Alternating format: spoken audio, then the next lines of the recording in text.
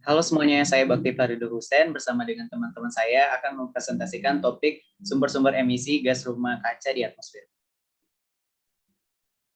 Berikut rekan-rekan kelompok saya. Yang pertama ada Fatima, yang kedua ada Sultan, lalu ada saya sendiri Bakti, selanjutnya ada Kurnia, Siti, dan Melanie. Secara alami, gas rumah kaca merupakan bagian dari atmosfer bumi. Gas rumah kaca adalah molekul gas yang memiliki lebih dari 2 atom. Ikatan-ikatan atom itu tidak terlalu kuat sehingga mampu bergetar saat terjadi penyerapan panas. Selanjutnya, molekul yang bergetar itu melepaskan radiasi. Radiasi yang dilepaskan tadi kemungkinan besar diserap lagi oleh molekul gas rumah kaca lainnya. Siklus penyerapan, pelepasan, dan penyerapan tersebut mempertahankan panas di dekat permukaan bumi dan secara efektif mengisolasi permukaan bumi dari ruang angkasa yang dingin. Ada begitu banyak sumber gas rumah kaca. Gas rumah kaca paling banyak ditemukan di muka bumi adalah uap air yang terbentuk secara alami. Selain itu, terdapat juga gas rumah kaca yang terbentuk akibat aktivitas umat manusia atau antropogenik. Dan menurut protokol Kyoto, gas-gas rumah kaca antropogenik ini terdiri dari 6 jenis, yakni CO2, CH4, N2O, HFCS, PFCS, dan SF. Yang pertama adalah karbon dioksida. Karbon dioksida atau zat asam arang adalah sejenis senyawa kimia yang terdiri dari dua atom oksigen yang terikat secara kovalen dengan atom karbon. Ia berbentuk gas pada keadaan temperatur dan tekanan standar dan berada di atmosfer bumi.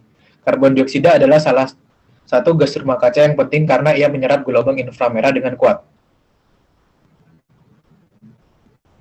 Karbon dioksida dihasilkan secara organik melalui aktivitas semua hewan, tumbuhan, fungi, dan mikroorganisme pada proses respirasi dan digunakan oleh tumbuhan pada proses fotosintesis. Oleh karena itu, karbon dioksida merupakan komponen penting dalam siklus karbon. Melalui aktivitas manusia, karbon dioksida dihasilkan dari kegiatan penggunaan bahan bakar kayu, batu bara, minyak bumi, dan gas alam oleh industri, kendaraan bermotor, serta pembakaran hutan. Gas CO2 menyerap radiasi pada daerah panjang gelombang inframerah. Sebenarnya gas karbon dioksida bukanlah suatu masalah. Tanpa gas karbon dioksida dalam atmosfer, temperatur bumi akan terlalu dingin dan semua air akan membeku.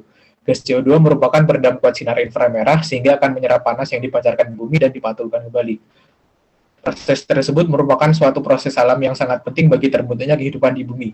Namun kadar CO2 yang berlebihan akan menyebabkan temperatur bumi meningkat. Selanjutnya adalah CH4 atau metana. Metana merupakan komponen utama gas alam yang juga termasuk sebagai gas rumah kaca.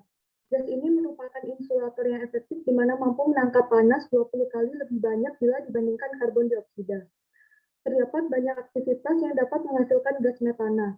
Di antaranya adalah proses produksi dan transportasi batu bara, gas alam, dan minyak bumi. Metana juga dihasilkan dari pembusukan limbah organik di tempat pembuangan sampah. Bahkan dapat dikeluarkan oleh hewan-hewan tertentu, terutama sapi, sebagai produk samping dari pencernaan. Hal ini berkaitan dengan data IPCC pada tahun 2011, di mana didapatkan bahwa metana yang dihasilkan dari satu sapi ternak secara global menunjukkan angka 11% lebih tinggi dari estimasi semula. Gas metana memiliki global warming potential 21. Artinya, tiap molekul metana mampu memanaskan bumi 21 kali lipat dari molekul CO2. Dari data IPCC didapatkan bahwa 16% gas rumah kaca secara global dikuasai oleh gas metana. Selanjutnya adalah dinitrogen oksida atau N2O, merupakan senyawa kimia yang dikenal sebagai gas ketawa.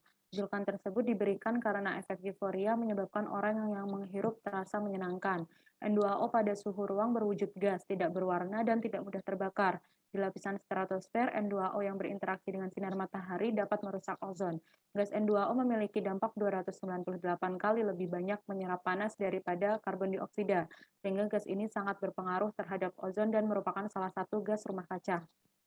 N2O berasal dari sumber alamiah dan antropogenik. Sumber antropogenik berasal dari tanah pertanian, pemakaian pupuk hewan, pengolahan sampah, penggunaan bahan bakar pada sumber bergerak maupun diam, dan produksi asam nitrat. Sedangkan sumber alamiah berasal dari dalam tanah dan air, terutama aktivitas mikroba pada hutan tropis basah. Dalam kajian energi oleh Universitas Indonesia, emisi gas N2O di Indonesia cenderung mengalami peningkatan dari tahun ke tahun. Menurut protokol Kyoto, konsentrasi gas N2O masing-masing negara harus dikembalikan pada angka 308 ppb pada tahun 1990, sehingga masing-masing negara harus mengupayakan penurunan emisi gas N2O.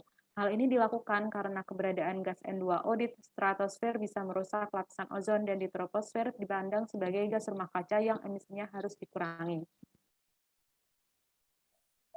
Selain tiga gas utama tersebut, juga terdapat beberapa gas lainnya yang menyumbang efek rumah kaca, yaitu CaF3, SF6, CF4, dan NF3. CaF3 atau trifluorometana merupakan produk dari HCFC22 atau klorodifluorometana. HCFC22 ini digunakan dalam mesin pendingin ruangan dan kulkas, industri busa polistirena atau yang dikenal sebagai styrofoam, serta sebagai bahan baku pembuatan fluoropolimer seperti teflon. Jadi CaF3 bersumber dari gas buangan industri-industri tersebut. Kemudian ada SF6. SF6 merupakan gas rumah kaca yang paling efektif yang diketahui manusia. Namun senyawa ini sangat diandalkan dalam sistem tenaga listrik.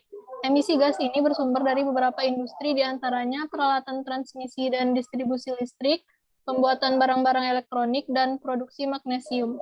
Sumber emisi terbesar dan paling banyak digunakan dari gas SF6 adalah sebagai isolator listrik pada peralatan bertegangan tinggi yang mentransmisikan dan mendistribusikan listrik. Selanjutnya ada CF4 atau tetrafluorometana. Ini adalah gas rumah kaca permanen yang sangat kuat dan efektif dan tidak memiliki proses kehilangan atmosfer yang signifikan. Saat ini sumber CF4 itu sebagian besar bersifat antropogenik atau berasal dari aktivitas manusia dengan mayoritas emisi yang berasal dari produksi aluminium. Nah, selanjutnya ada NF3 atau nitrogen trifluorida. NF3 ini adalah gas rumah kaca yang hilang.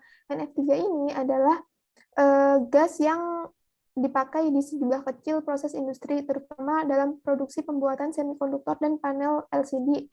Emisi NF3 ini meningkat pesat, tingkat produksi industri meningkat 40 kali lipat antara tahun 1992 dan 2007 saja. Hal ini sangat mengkhawatirkan karena NF3 memiliki potensi pemanasan global 100 tahun sebesar 17.200, artinya 17.200 lebih kuat daripada karbon dioksida dalam menjebak panas atmosfer selama 100 tahun. Hal ini juga lebih tinggi dari kebanyakan gas rumah kaca lainnya. Itulah penjelasan gas-gas rumah kaca dari kelompok kami. Sekian, terima kasih.